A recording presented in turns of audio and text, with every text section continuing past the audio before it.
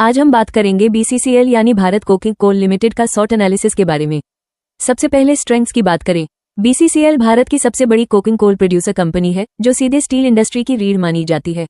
ये कंपनी कोल India limited की subsidiary है जिससे इसे स्ट्रॉन्ग गवर्नमेंट सपोर्ट मिलता है। स्टील सेक्टर में लगातार डिमांड होने की वजह से बीसीसीएल की प्रॉफिटेबिलिटी मजबूत बनी रहती है। इसके पास प्राइम क्वालिटी कोकिंग कोल का बड़ा रिजर्व बेस है जो इसे लॉन्ग टर्म में मजबूत बनाता है। साथ ही स्ट्रॉन्ग कैश फ्लो और डिविडेंड देने की अच्छी क्षमता भी इसकी बड़ी ताकत है। अब वीकनेसेस पर आते हैं। बीसीसीएल को एनवायरमेंट और लैंड एक्विजिशन से जुड़ी कई समस्याओं का सामना करना पड़ता है। कई माइंस में अभी भी पुरानी माइनिंग टेक्नोलॉजी इस्तेमाल होती है। माइनिंग एक रिस्क भरा और लेबर इंटेंसिव काम है जिससे सेफ्टी कंसर्न्स बने रहते हैं।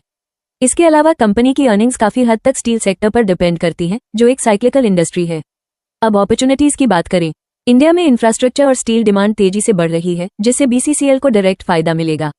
कंपनी मैकेनाइज्ड और मॉडर्न माइनिंग टेक्निक्स अपनाकर प्रोडक्शन एफिशिएंसी बढ़ा सकती है। क्लीन कोल टेक्नोलॉजी और कोल वॉशरीज के एक्सपेंशन से कोल क्वालिटी सुधारी जा सकती है। फ्यूचर में कोकिंग कोल एक्सपोर्ट की भी अच्छी पोटेंशियल मौजूद है। अब थ्रेट्स पर नजर डालते हैं। एनवायरमेंटल रेगुलेशंस दिन ब दिन सख्त होते जा रहे हैं। रिन्यूएबल एनर्जी की तरफ ग्लोबल शिफ्ट कोल सेक्टर के लिए बड़ा खतरा है। इंटरनेशनल कोल प्राइसेस में वॉलेटिलिटी रेवेन्यू को इम्पैक्ट कर सकती है। इलीगल माइनिंग और लॉजिस्टिक्स से जुड़ी समस्याएं भी ऑपरेशनल रिस्क बढ़ाती हैं। फाइनल कंक्लूजन, बीसीसीएल एक strong coking coal monopoly company है जिसके पास लार्ज रिजर्व्स और पीएसयू बैकिंग है।